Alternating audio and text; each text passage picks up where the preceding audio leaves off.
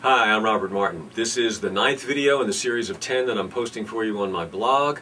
The subject of this video is fat-burning secrets that you probably don't know. Now, in video number 4, I outlined the basics of good nutrition, the way you want to eat on an ongoing basis without feeling deprived. Here in this video, however, we're going to go into a few things that you can do occasionally on a temporary basis. Not something you want to do all the time, but just a few little tricks and secrets that will help your fat-burning efforts, help you really kickstart it. Summer's right around the corner. You want to get your body bathing suit ready. This video will help you do that. The first thing I'm going to give you is the technique that I promised in video number 4.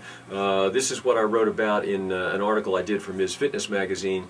This is actually a combination of two techniques, one of which is calorie cycling and the other one is carbohydrate cycling. Here's how it works. First, I'll explain how calorie cycling works and then how the combination is even more powerful. You can lose weight by creating a caloric deficit. In other words, by burning more than you're putting in. And the problem with that is, after a few days, it doesn't happen right away. That's a common misconception. Your body does not go into starvation mode and fat storage mode right away. It takes a few days before that happens.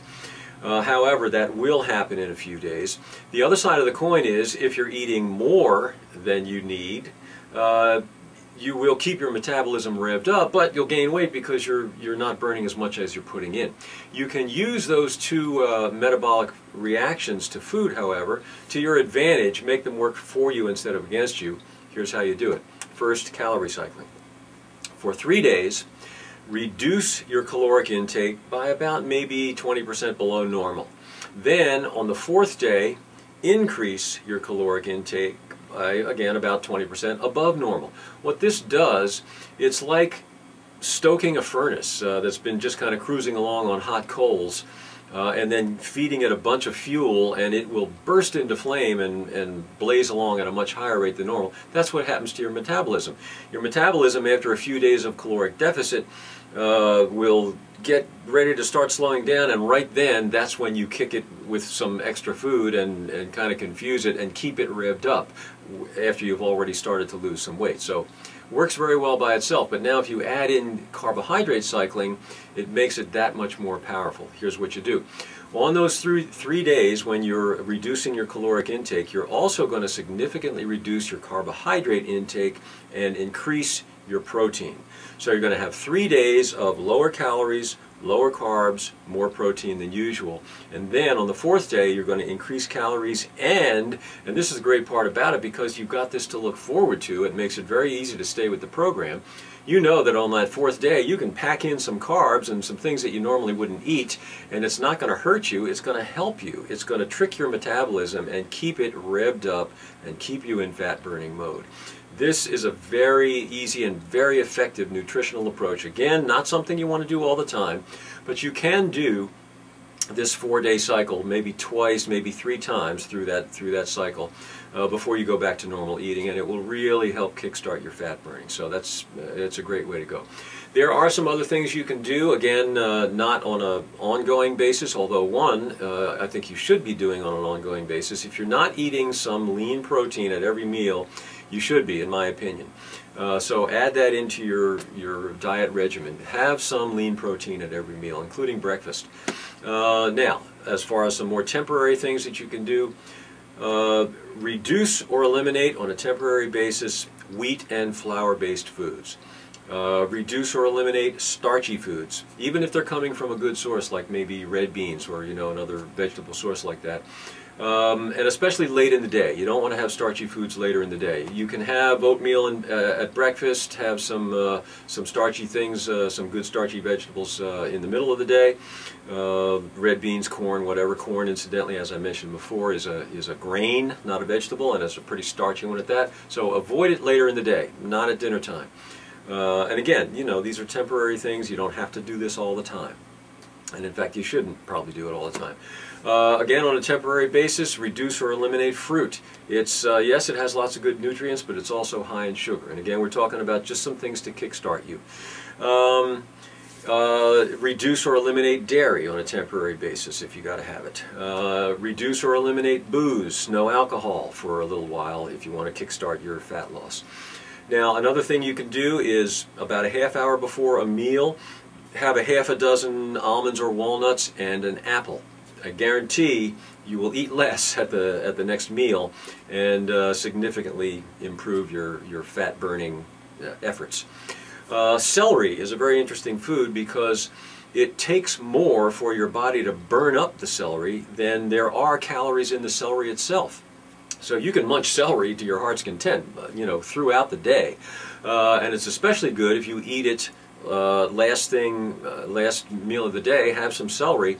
That will help your fat burning efforts overnight as well. Now, one other thing that you should be doing on a regular basis is drinking lots of water, and maybe even increase that a little bit as part of your kickstart plan here. But in general, be sipping water all day long. The old adage about 8-ounce glasses a day does not hold true for everyone. We're different sizes, you know, but if you're sipping water throughout the day, you can't go wrong. It's a very good way to go. Now, another thing that you can do, and I do this on a regular basis. Again, remember I said earlier in the video, it takes a few days for your body to get into starvation mode, fat storage mode. That doesn't happen as quickly as a lot of people believe it does. It takes a few days. Now, you can take advantage of that. I fast for 24 hours from dinner to dinner, one day a week, sometimes two. That is a very, very easy way. And it's not hard to do. I'll explain it a little bit further. It's an easy way to reduce by 1/7 if you fast one day, or 2/7 if you do two, the calorie intake that you'd be taking in over the course of a week. And by doing it from dinner to dinner, it's very easy because when you wake up in the morning, you've already been fasting for 10 hours. All you got to do is wait to dinner to eat. It's not that hard to do, and it has a lot of benefits. The one thing you want to do, though, is make sure you're drinking plenty of water. Juice fast, I don't really buy it. It's not a fast. It's not honest. If you want to fast, it's water. Juice is basically sugar water anyway. Not a great thing to do. So, fasting one day a week from dinner to dinner, not hard to do and has very definite health benefits, and especially good for kicking off your fat burning. And if you want to stay with that one day a week fast, it's a good thing. I do it. Increase your fiber, which means basically increase your vegetables. Eat more vegetables and you'll do yourself a world of good in many ways and for many reasons. Also, strength training, as I mentioned in the first video, is more important than cardio training for fat loss for a number of reasons. And whether it's strength training or cardio you're talking about, it should have some intensity to it. Jogging, forget it. Jogging on the treadmill, whatever. Low intensity, medium intensity, doesn't get it. High intensity interval training for cardio is the way to go, and you also should be getting some intensity in your strength training. Either way, both of those forms of training, cardio or strength at high intensity, will induce your pituitary gland to release more youthful levels of your own natural human growth hormone. It's a great thing. It helps your fat loss. It helps your ability to build and maintain muscle, which also helps your fat loss. Very good thing to do. In general, you want to take the approach of more of a high activity, high input approach. Rather than reducing your activity and reducing your food intake. Don't try to starve yourself into fat loss. It doesn't work. It's not healthy.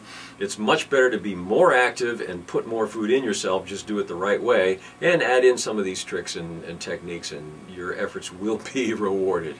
Okay, so there you go. There's a load of techniques for you to use, and be sure to tune in for the next video, video number 10, because I do something at the start of that video that will surprise you, I guarantee. Make it a great day.